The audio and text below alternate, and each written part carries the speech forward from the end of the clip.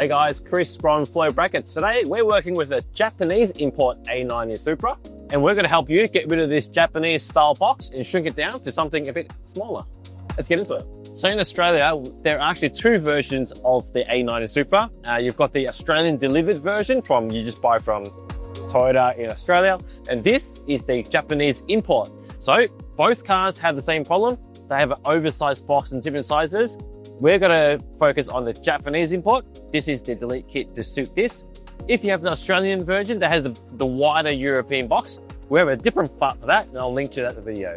So to get rid of this box, it's easy. Just take out all the screws that you see, and then I'll show you how to put this in its place.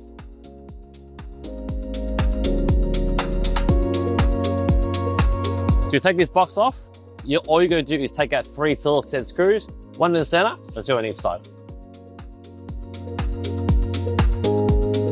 Now that we've got the factory box off, it's time to put into place our miniature plinth. Installation is really easy.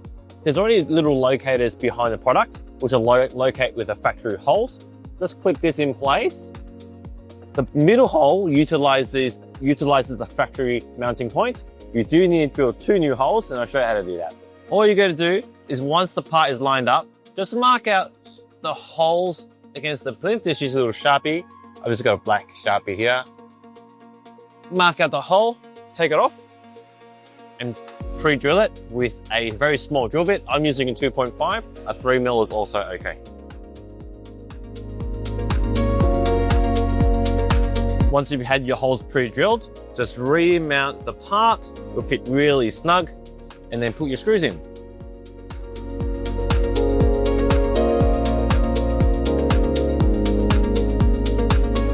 Now, if you have some leftover holes from a previous number plate, the kit does come with little dress bolts, which you can put in place.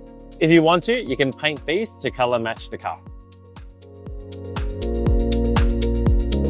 Now that you have the plinth on the car, it's time to choose a bracket that matches your number plate style. Now, because it's a 2-part solution, you need plinth to match the car to get rid of the box, and then a bracket to match your number plate style. So if you're going to install, say, Heritage, grab a Heritage bracket, bolt that on so the plate can attach to it. In this case, we're going to be installing Victorian deluxe plates. I've got an SL2 bracket that matches the correct size. I can bolt the bracket on, followed by the plate. Now, installing the bracket's really easy. There's 2 pairs of mounting points on the plinth. Just line that up with any slots in the bracket in your desired position, and then your number plate can bolt on.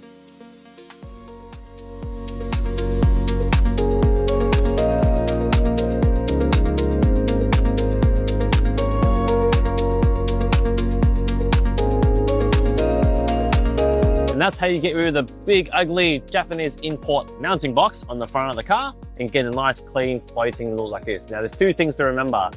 This is a Japanese import, which comes with the Japanese style box. There is an Australian delivered version, which has got the wider European box, and that's a different part.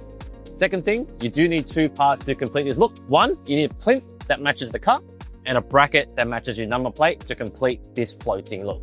So I hope you found this video useful, and thanks for watching.